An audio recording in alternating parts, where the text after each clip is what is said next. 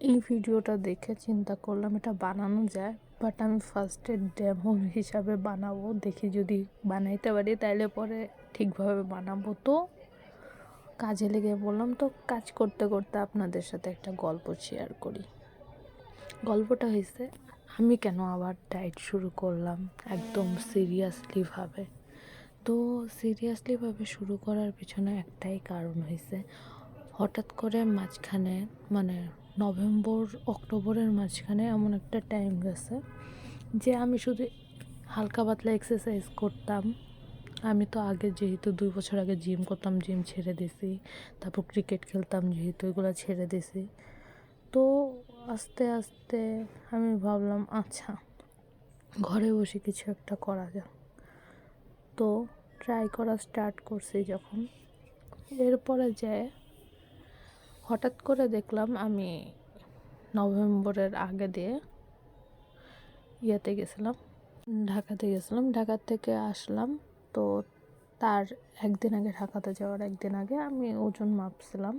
একটা হসপিটালে গেছিলাম আমার বান্ধবীর সাথেও, ওর চেক আপের জন্য। তখন আমি ওয়েট মেশিন সামনে ভাবলাম যে একটু ব্যায়াম ট্যাম করি, যেহেতু মাপাটা উচিত, দেখি মেপে দেখি এখানে কত আছে। তো দেখার পরে দেখি আমি 7 কেজির মতন আমার ওয়েট কমছে। তো আমি চিন্তা করলাম ঠিক আছে, যেহেতু কমছে সেহেতু এই জিনিসটা নিয়ে একটু চিন্তা করা দরকার। কিন্তু নভেম্বর মাসে দৌড়াদৌড়ি চাপ, তার মাঝখানেও মোটামুটিভাবে যতটুক করা দরকার ব্যায়াম ট্যায়াম অতটুক করছি, কিন্তু সিরিয়াসলিভাবে ডায়েটটাকে শুরু করি নাই তখন।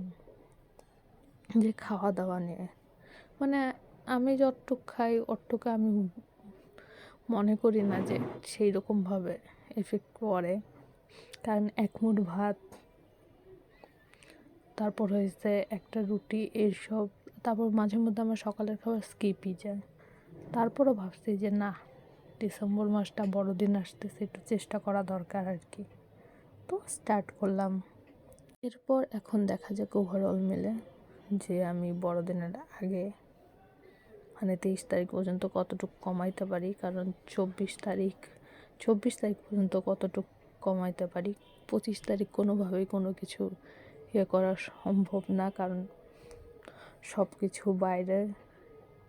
তো বাইরে গিয়ে আমার সবার সাথে ভোজ খাইতেই হবে, তেলযুক্ত পোলাও একটুখানি খাইতেই হবে, তারপর খাইতেই হবে। তো ওই দিন না আমি কিছু বলতে পারি না, যে তা এর আগে পর্যন্ত কি হয় দেখা যাক। আর জিম আর ক্রিকেট খেলার পারপাসে আমি মোটামুটি জানি যে কী কী ব্যায়াম করা উচিত, ঘরের মধ্যে কিভাবে কি করা উচিত, এটুকু আমার জানা আছে। তো আশা করি ভালো কিছু একটা হবে আমার সাথে, এই আর কি। আর চিনির যে ব্যাপারটা, আমি আগের থেকে চিনি বেশি পছন্দ করি না, মিষ্টি জিনিস খাই না। তো চিনি ছাড়া নিয়ে আমার কোনো প্রবলেম হয় নাই, কিন্তু দুধ চাটা লাগে চিনি ছাড়া, বা হয়তো কফিটা লাগে, এই আর কি।